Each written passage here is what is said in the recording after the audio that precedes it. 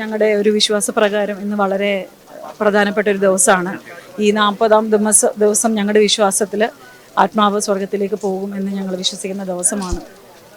വളരെയധികം ഞങ്ങൾക്ക് വൈകാരികമായൊരു ദിവസമാണ്. ഇലക്ഷൻ വന്നു എന്ന് പറഞ്ഞ് നമുക്ക് ഉണ്ടായിരിക്കുന്ന വേർപാടോ അതിനോട് സംബന്ധിച്ചുള്ള ദുഃഖമൊന്നും മാറുന്നില്ലല്ലോ.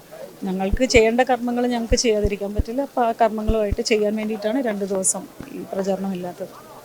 എൻ്റെ ശ്രദ്ധയിൽ ഈ സൈബർ ആക്രമണം വന്നപ്പോൾ തന്നെ എൻ്റെ ഫേസ്ബുക്കിലൂടെ അതിനുള്ള മറുപടി ഞാൻ നൽകിയിട്ടുണ്ട്.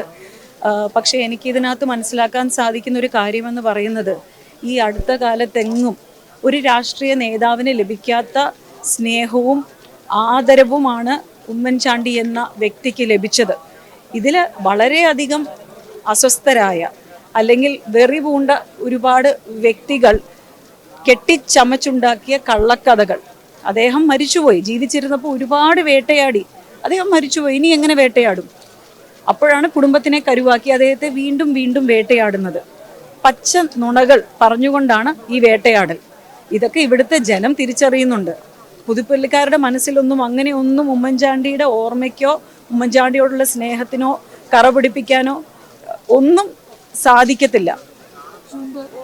അത് എന്നെ അറ്റാക്ക് ചെയ്തിരിക്കുന്നത് എൻ്റെ പ്രൊഫഷൻ മുഖേനയാണ്. ഇതിപ്പോൾ നിങ്ങൾ വളരെയധികം എന്താ പറയുക, പരിശ്രമിച്ച് അല്ലെങ്കിൽ ഒളിക്യാമറ വെച്ച് കണ്ടുപിടിച്ച ദൃശ്യങ്ങളൊന്നുമല്ലല്ലോ.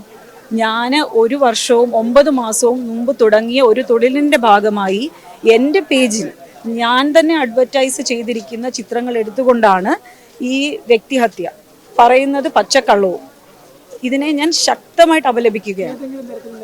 തീർച്ചയായിട്ടും അതിനോടുള്ള മറുപടി എന്ന് പറയുന്നത്, ഒളിവിലും മറവിലും നിന്ന് സംസാരിക്കുന്നവരോട് എങ്ങനെയാണ് നിയമ നടപടി എടുക്കാൻ പറ്റുന്നത്? നിങ്ങളൊരു മൈക്കിൻ്റെ മുന്നിൽ വന്ന് നിന്ന് സംസാരിക്കൂ. ഒരു തരത്തിലും ഒരാളെ വ്യക്തിപരമായി ആക്ഷേപിക്കുന്നതിനോട് ഒരിക്കൽ പോലും ഉമ്മൻചാണ്ടി എന്ന രാഷ്ട്രീയക്കാരൻ നിന്നിട്ടില്ല. ഇതേവരെ അദ്ദേഹം ഒരാളോട് വളരെ മോശമായി സംസാരിക്കുന്നത്, ഒരാളെ പേഴ്സണലി അറ്റാക്ക് ചെയ്യുന്നത് നിങ്ങൾ കണ്ടിട്ടുണ്ടോ? സൗഹൃദത്തിൻ്റെ, സ്നേഹത്തിൻ്റെ, സമാധാനത്തിൻ്റെ രാഷ്ട്രീയമാണ് ഉമ്മൻചാണ്ടിയുടെ രാഷ്ട്രീയം. കഴിയുമെങ്കിൽ അദ്ദേഹത്തെ പോലെ ആകാൻ ശ്രമിക്കൂ. അപ്പോൾ നിങ്ങൾക്കും കിട്ടും ഈ ആദരവും ഈ സ്നേഹവും ഒക്കെ. അദ്ദേഹത്തിൻ്റെ ജീവിതം ഒരു തുറന്ന പാഠപുസ്തകമായി നമ്മുടെ മുന്നിൽ നിൽക്കുകയാണ്. ഇനി വരാനിരിക്കുന്ന തലമുറയിലെ രാഷ്ട്രീയ പ്രവർത്തകർ അത് മാതൃകയാക്കൂ. അതുകൊണ്ട് അവർക്ക് എന്തെങ്കിലും സമാധാനം കിട്ടുന്നെങ്കിൽ സമാധാനം കിട്ടിക്കോട്ടെ. പക്ഷെ നിങ്ങൾ ഉദ്ദേശിക്കുന്ന ഒരു കാര്യവും നടക്കില്ല. എന്താണ് ഇതിനകത്ത് നിന്ന് അവർ ഉദ്ദേശിക്കുന്നത്? ഇതുപോലെ കുറെ പച്ച നുണകൾ പറയുമ്പോൾ ഞങ്ങൾക്ക് മറുപടി പറയണ്ടേ?